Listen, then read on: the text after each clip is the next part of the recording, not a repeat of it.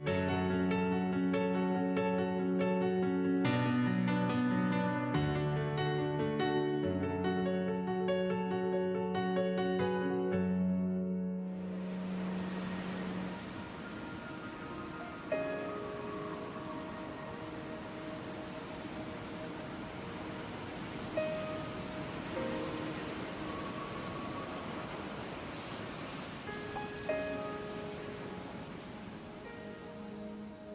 seeing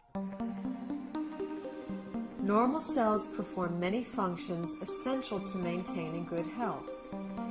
They must be able to take in nutrition and eliminate waste or toxins.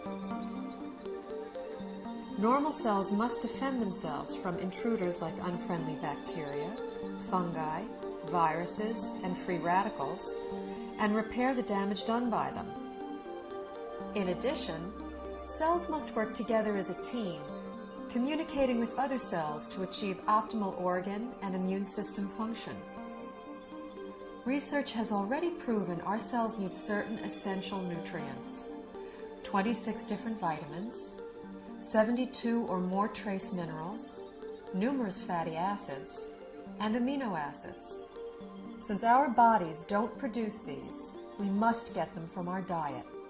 Recently, scientists have discovered that there are at least 8 sugars, called monosaccharides, that our cells also need for optimal function.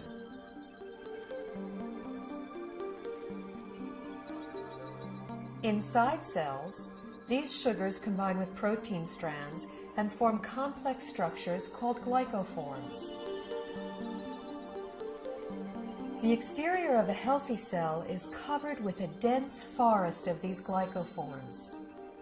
Glycoforms can exchange infinite combinations of information depending on their shape and charge. Glycoforms are present on the surface of all cells and actually prevent viruses, bacteria, and other enemy cells from entering a healthy cell by blocking the entrance to the cell's surface. Glycoforms can hold on to an enemy cell until an immune system cell can arrive to destroy it. Healthy immune system cells can also accurately identify normal cells and not interfere with their function. Cells covered with glycoforms enable clear and accurate cell-to-cell and system-to-system communication, creating an information superhighway within the body. Glycoforms play a vital role in every human physiological process: immune system response, tissue regeneration, cell replication, growth, and structural stability. They are even responsible for the attraction of sperm cells to an egg cell surface to foster fertilization. We now know how important these 8 sugars are to human health. The problem is, only 2, glucose and galactose, are readily available in our modern diets. A fraction of these other 6 sugars can be gotten through diet, but modern agricultural methods, food processing, widespread use of toxic pesticides and chemical fertilizers have all but eliminated them from our food supply. It's only really been since a little before World War II that what we now call conventional methods, that's fertilizer and pesticides, even came into being. What was conventional farming for thousands of years, we're calling alternative farming and organic farming, and what we're calling conventional is actually a new experiment. The connection of healthy soil to healthy plants and to healthy people cannot be underestimated. Most farmers don't use organic fertilizer because of the economics. The government farm programs reward the use of conventional fertilizers. And then also many farmers grow for big agribusiness companies. When you're dealing in mega farms, the ideal crop is to pick the entire crop one day, get the pickers out of the field, get the money out, plow it down and put another crop in. That's like the perfect scenario. Crops are selected for uniform maturity and the ability to harvest quicker than they should. And that makes a huge difference in the protein content and the nutrient content. Optimally, you want the fruits and vegetables to stay on the vine or on the tree or on the plant for as long as possible, because in those last few days before ripening is when the essential sugars are brought to the fruit or vegetable. Everything that is not picked at its peak Everything that is shipped any length of time begins to lose its nutritional value. The nutrients actually start to oxidize. And once a vegetable turns a little brown or it's rusting, then it's going to cause free radical damage in your body. In addition, if something comes from a very long distance, it can have bacteria on it that your body is unfamiliar with. Generally speaking, the organic produce is much healthier, has a higher nutrient rate than the commercially grown vegetable. This whole thing of organic versus conventional, there's so few people that eat organic. 95% of the fruits and vegetables that are grown are conventional, which means that only a few people are eating organic foods. What I have my patients do is eat as many fruits and vegetables as you can, wash them, and assume that you're getting about a third of their phytonutrient value. I compared nutritional content of food from 1982 with what statistics are for 1999.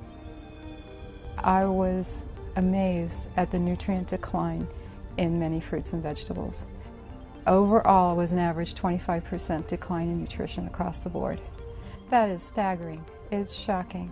If we are losing 25% of our nutritional content in 20 years, what are we going to have in 20 years from now and 20 years down the road? Pretty soon we're going to be eating water and a little fiber, and that's going to be it. The body, to an extent, can make glyconutrients. That's the job of the liver. However, that is an emergency mechanism, and we're making our own glyconutrients. It's basically a state of starvation. If you don't have enough of the right type of sugars, you have faulty processing. With the faulty processing, things can go wrong. Sugars and a variety of other micronutrients, cells cannot create glycoforms.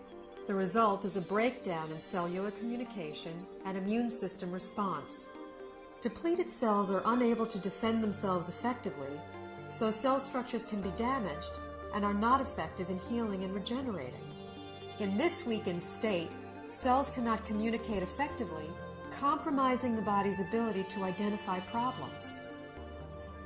They are also unable to destroy pathogens such as viruses, bacteria, and fungi, and cannot identify mutated cells so the immune system can eliminate them. For example, when a person suffers from an autoimmune disorder, their compromised immune system may respond inappropriately and treat altered normal cells as intruders and destroy them. It may allow mutated cells to proliferate, or the immune system may not respond at all, leaving the body extremely vulnerable to many types of infectious agents.